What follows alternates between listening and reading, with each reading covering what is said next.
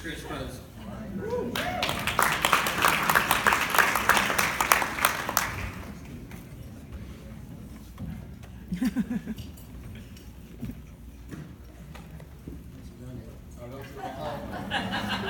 For those of you who do remember me from back in the day, you might expect that I bring a little bit of comedy to the proceedings.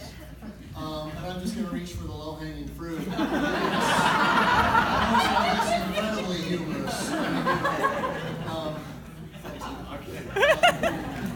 And many of you might not have heard the story about when Nibs' own early career in baseball. Little League, when the coach, his coach would consistently get flack from the other parents for putting Nibs into the game because of his short stature. And the coach would always respond, "Hey gang, he may be short, but he's slow." And that defined his career pretty much throughout. But all joking aside, Nibs, as the tallest short white man I've ever known, is one of the few human beings I have to look up to. I look up to straining my neck when I'm in his presence. I'm 6'3", and I feel like Nibs towers over me when we're together.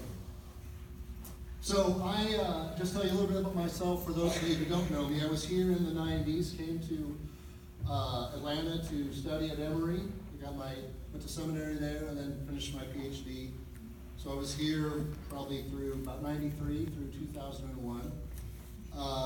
Spent a good number of those years working with the Oakhurst youth. Shout it out.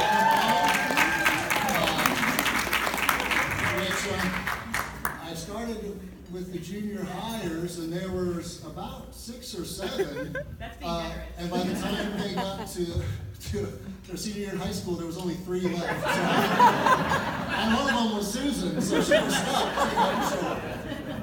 So I don't know what that says. But I then finished my PhD at Emory and was lucky enough to get a job up in New Jersey at a seminary there, and I've been teaching Christian theology there ever since. And I come down and visit Oakhurst every once in a while when I can get the chance. So as a theologian now who's been in the business for 13 years, I am more amazed now at the quality and the radicality of the theology that Nibs preached Sunday in and Sunday out and lived out in that sanctuary, in that church. I knew it was good, I knew it was important when I was there, but I have a greater appreciation for what he was doing and how rare the thing is that he was doing all those years. I just want to lift out a few things that will be familiar to you. And I haven't been there in a while, but I'm sure for those of you who have been there for the last 15 years, you have probably heard him say some of these things or do some of these things. I think as Nibs leaves full-time ministry at Oakhurst, these are things that have shaped my life in a remarkable and irretractable way. And they're things that should continue to shape all of our lives as we carry them forward. The first and perhaps most powerful moment, and this comes from Ted Smith and Sue Hyland. Some of you should know these folks. They were with me at Emory during my time, and we were Oakhurst members together. And we have talked about this many, many times over the years. How many were here on 9/11 at Oakhurst? A good number of you. That Sunday after 9/11 was perhaps the biggest Sunday in the life of any preacher living at that time. What do I say in the pulpit today? What an opportunity to really bring a powerful word to the community. And that Sunday after 9/11, Nibs was not scheduled to preach. There was a guest preacher that Sunday.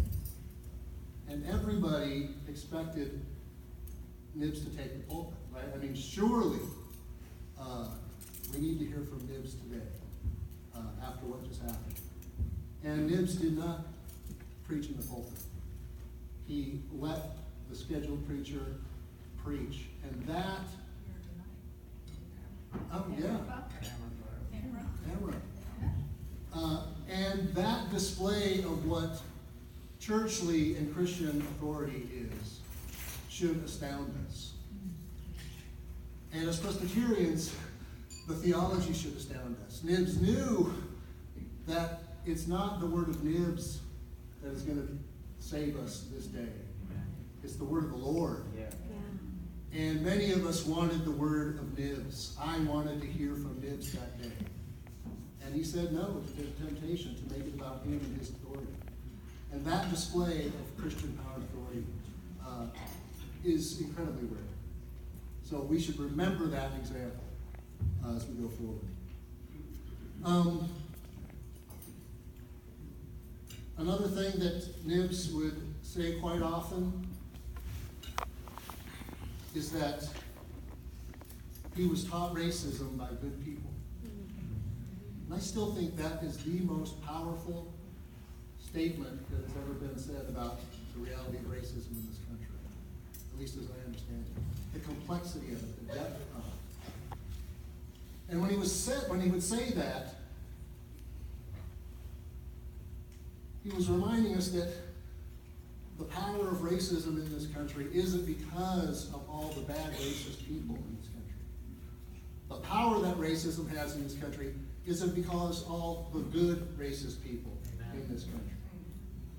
And that allowed him to call those of us who are labeled as white out on our racism and challenge us. But it also invited us gave us a way to start acknowledging and encountering racism in the way that our lives were determined by race.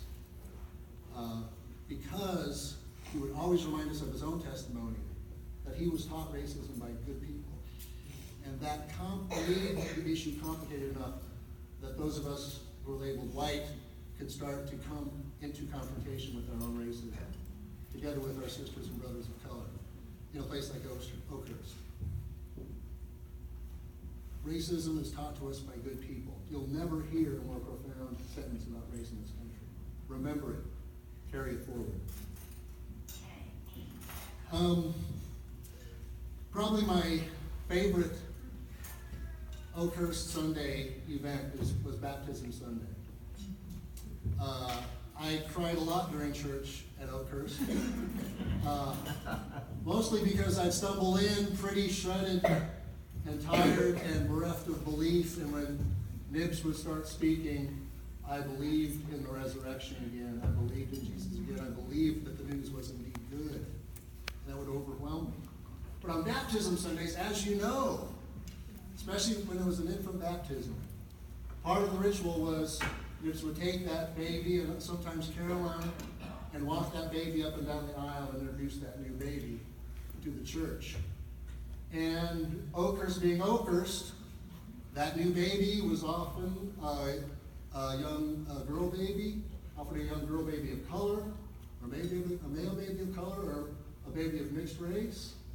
And Nibs would come, walk up and down the aisle, and introduce the baby to the congregation, reminding us of the true identity of that baby as a child of God. And reminding us of all the identities that the world was going to try to put on this child. The world was going to tell this young woman that she wasn't equal to man. The church was going to tell this young baby of color that she was not fully human and didn't have full human dignity because of her skin color. But we are the people who are to tell this child who she really is. A beloved child of God. And we're to demonstrate that love for her. And for me, a church kid from before I was born, I didn't understand what it meant to be a part of the church until those baptism services. Suddenly what we're called to in responsibility to each other and to the world and to our children, what it meant to be church together, what our responsibility is, suddenly became so clear in those baptismal moments. And I would generally handkerchief from the person next to me because it was so powerful.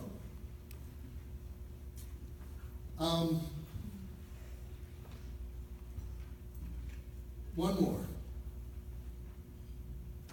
Nibs would often, either in the liturgy, in the prayer, or in the sermon, talk about how we cling to the idols of the world for security. We cling to the idols of the world. We're enslaved to the idols of the world because we're afraid, not because we're bad. And that invited me, and I think a lot of us, into a way to address our slavery to the idols that was not the way we had been told about that issue in other church contexts. It allowed Nibs to call us out on our idolatry and the ways we bow down to the idols, but to do it with compassion, that our sin was our need. So Nibs could call us into the confession of our own idolatry in a compassionate, loving way, and in the name of a compassionate, loving God, not with a baseball bat trying to beat us up about how bad we are, but that God knows our sin as our need and our wanting security. We just don't know where to place it. And Nibs, of course, every single Sunday would remind us where our security is. And that was a call to conversion on every Sunday. And I hope we keep hearing Nibs' voice repeating these refrains and these phrases, and remembering how Nibs modeled leadership in our midst. As Oakhurst goes forward, as we all go forward, because we will continually be called to confession and repentance and salvation as we hear those refrains, and to transformation.